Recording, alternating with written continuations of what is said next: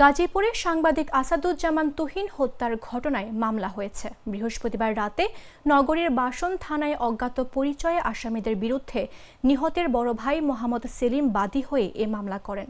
মামলার পর সন্দেহভাজন ৫ জনকে গ্রেফতার করেছে police.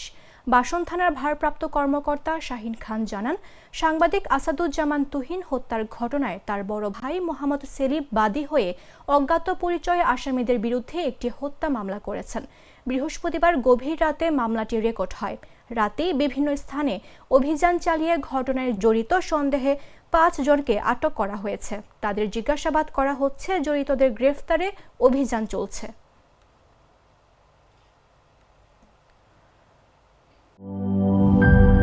Colour expert, George sap এবং মাইল্ড অন হ্যান্ডস টেকনোলজি সমৃদ্ধ অরিক্স ক্রিস্টাল ওয়াশ আপনার লন্ড্রি এক্সপার্ট।